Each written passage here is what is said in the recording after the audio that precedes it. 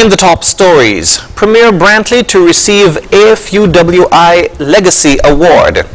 Convicted child rapist in Guyana appealing life sentences, and gunman kills 4 at a bank in Louisville, Kentucky. Hello and welcome to the ZIZ Midday Newscast. Today is Tuesday, the 11th of April 2023. I'm Jason Davis. Nationally, Premier of Nevis, the Honorable Mark Brantley, has been selected as an honoree for the 2023 American Foundation for the University of the West Indies, or AFUWI, Gala, when he will become the first Nevisian to receive one of the foundation's legacy awards.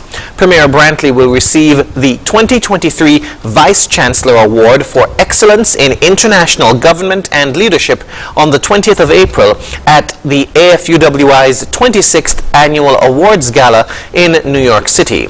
Premier Brantley is being honored for his leadership and contributions to the regional community, having graduated UWI's Faculty of Law, Cave Hill campus, with a Bachelor of Laws in 1994. Ahead of receiving the award, Premier Brantley is quoted as saying, "I feel honored as the first Nevisian to be recognized with this prestigious award. The University of the West Indies continues to be a critical engine of development for a shared Caribbean civilization. I urge all graduates and well-wishers to support the efforts of UWI as they celebrate their 75th anniversary this year." End quote. This year, the AFUWI honors excellence in 6 individuals who were born in the Caribbean or have roots there. Premier Brantley, Professor Hazel Carter, PhD, Robert Donpu Cummins, CEO and entrepreneur, Beverly Hunter, Senior Administrative Officer at UWI, Dr. Farley Cleghorn, Global Head of Health Practice of the Palladium Group, and Sandra L. Richards, Managing Director, Morgan Stanley Wealth Management. Premier Brantley praised the work of the AFUWI for its invaluable investment in the Caribbean, of the education of the youth of the Caribbean region, providing scholarships for needy students.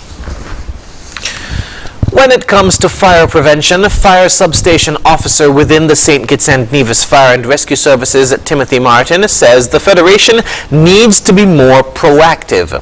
He shared this view during his appearance on ZIZ Radio's program Fire Talk on Tuesday.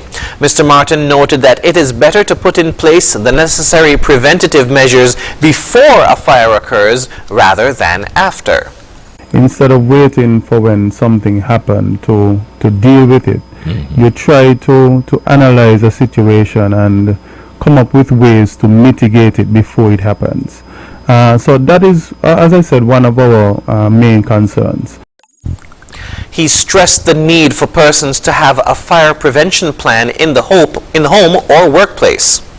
So when we look at fires that happens in the workplace and at home, what are some of the ways that we can mitigate these fires before it starts?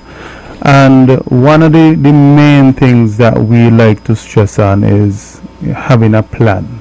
You would have heard me say a few times that a plan is essential, and we just want to really hit it home to our residents that having a plan is more than 50% of your job.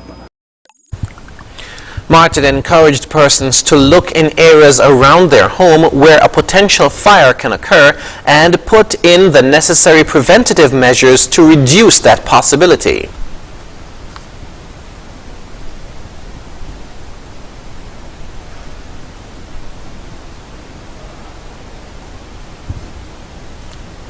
There's 2 or 3.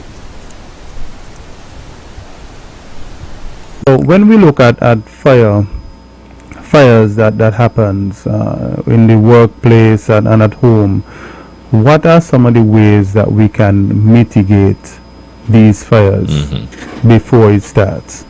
And one of the main things that we like to stress on is having a plan.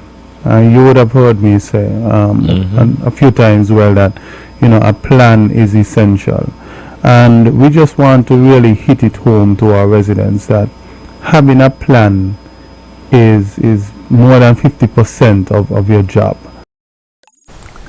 He also advised persons to not only draft a plan but also practice it. Fire Talk airs every Tuesday at 9:30 a.m. on ZIZ Radio during the morning show with GQ. The Royal St. Kitts Golf Club announced that junior golfer Clayton Harry-Dial is heading off to compete in the Caribbean Junior Golf Championship in Barbados from April 11 to 14. In a press release issued on Tuesday, the club stated that Clayton, who previously represented St. Kitts in a lower age group in 2019 and won his category, is ready to take on the competition and showcase his skills on the course. According to the release, Clayton has been training hard and recently won the low gross in the April monthly medal competition with a score of 69, beating out other local stars. The Royal St. Kitts Golf Club encourages everyone who's interested in getting their youngsters involved in golf to reach out to the club. For more information about the Royal St. Kitts Golf Club and their junior golf programs, you can contact Chris Henley at 662-2198.